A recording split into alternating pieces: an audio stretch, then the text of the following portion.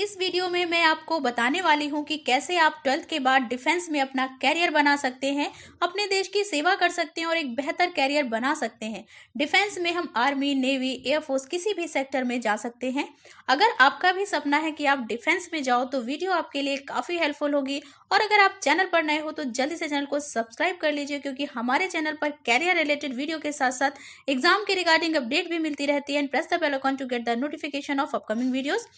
और defence join करने के लिए सबसे पहली जो चॉइस होती है वो होती है डिफेंस में ऑफिसर बनना। हर किसी का ख्वाब होता है, हर किसी का सपना होता है कि हम एक डिफेंस में ऑफिसर बने, और उसके लिए आपको एनडीए का एग्जाम क्वालिफाई करना होता है। एनडीए के बारे में पूरी डिटेल मैं आपको बताऊंगी। साथ ही अगर एनडीए के अलावा और कौन कौन से ऑप्शंस होते हैं, क्या क्या एंट्रेंस एग्जाम होते हैं जिन्हें क्वालिफाई करके हम डिफेंस ज्वाइन कर सकते हैं, तो चलिए सबसे पहले हम एनडीए के बारे में जानते हैं। NDA national defence academy. NDA का exam UPSC union public service commission के द्वारा कंडक्ट किया जाता है। एनडीए एनए साल में 2 बार इसका एग्जाम होता है, मतलब एक बार अगर आप चूक गए, एग्जाम नहीं दे पाए, तो आपके पास नेक्स्ट चांस भी होता है। एलिजिबिलिटी क्या होती है? क्लास 12 पीसीएम से होना जरूरी है।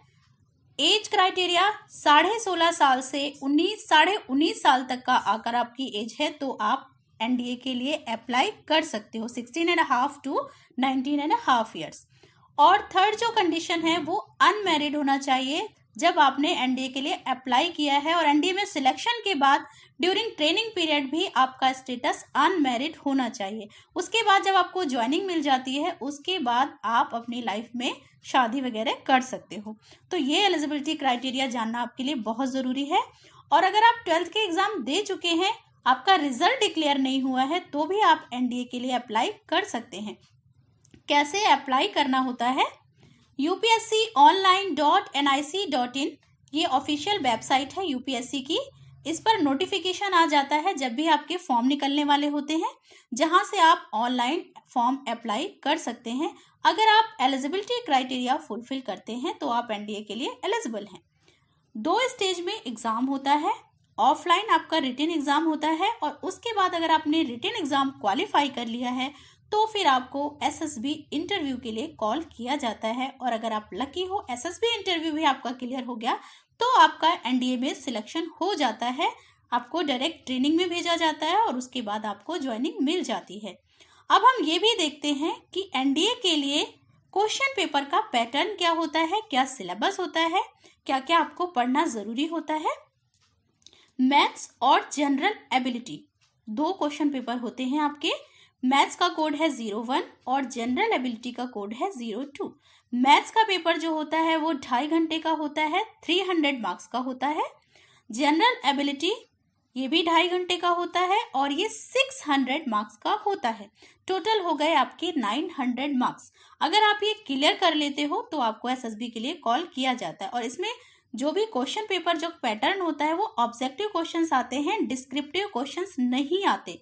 लेकिन टाइम लिमिट होती है, आपकी स्पीड अच्छी होनी चाहिए क्वेश्चंस को करने के लिए। ट्रिकी आप क्वेश्चंस करना आपको आना चाहिए, क्योंकि एक टाइम ड्यूरेशन में, एक टाइम लिमिट में आपको ये आपका क्वेश्चन पेपर आपको कंप्लीट करना होता है। मैथ्स में कमांड होना बहुत ज़्यादा ज़रूरी होता है अगर आप एनडीए क्लियर करना चाहते हो। फ्रेंड्स, हमने एनडीए के बारे में जाना, लेकिन अगर किसी वजह से एनडीए में सिलेक्शन नहीं हो पाता है तो ऐसा नहीं है कि डिफेंस में जाने के सारे रास्ते बंद हो गए। और भी कई रास्ते हैं जिससे कि आप डिफेंस ज्वाइन कर सकते हैं। ग्रेजुएशन के बाद एसएसबी का एंट्रेंस एग्जाम होता है, सीडीएस का एग्जाम होता है, जिसके थ्रू भी आप आर्मी में ऑफिसर बन सकते हैं। अगर सीडीएस और एसएसबी के बारे में आप और अधिक जानना चाहते हो तो कमेंट बॉक्स में जरूर बताइएगा। इसके अलावा 12th के तुरंत बाद और भी रास्ते हैं जिससे कि आप डिफेंस ज्वाइन कर सकते हैं। पहला, एयरफोर्स डायरेक्ट रिक्रूटमेंट, जिसमें एक्स और वाई कैटेगरी के लिए सिलेक्शन किया जाता है। दूसरा, नेवी में आईएनए ज्वाइन कर सकते हैं, जिसमें जेई मेंस का आपको एग्जाम क्लियर करना होता है। इसके अलावा AA artificial apprentice, SSR senior secondary recruitment, जिसमें कि 10+2 पीसीएम विथ 60% मार्क्स, ये एलिजिबिलिटी क्राइटेरिया होता है। इसके थ्रू आप नेवी में जा सकते हो। ये नेवी की पोस्ट होती है, एए और एसएसआर जो रिक्रूटमेंट है। इस सब के अलावा टीईएस क्या होता है? Indian army technical entrance scheme. इसमें भी पीसीएम विथ 70% मार्क्स आपके जरूरी होने चाहिए। क्योंकि 12th क्लास PCM स्टूडेंट्स ही इसके लिए एलिजिबल होते हैं। इन सारे एंट्रेंस एग्जाम का डिटेल अगर आप जानना चाहते हो, TES, AAA, SR, air force direct recruitment, तो आप कमेंट बॉक्स में मुझे ज़रूर बताइएगा। अपकमिंग वीडियोस में आपके क्वेश्चंस के जवाब आपको ज़रूर मिल जाएंगे। इसके अलावा जो भी आपकी क्वेरीज हैं 12th एग्जाम को लेकर, क्या कैरियर हम बनाएं, उसके रिगार्डिंग अगर आप कुछ जानना चाहते हो तो ज़रूर बताइएगा। आप क्या बनना चाहते हो ये भी ज़रूर बताइएगा। हो सकता है कि अपकमिंग वीडियोज़ आपके लिए काफ़ी हेल्पफुल हो। Best of luck, be careful.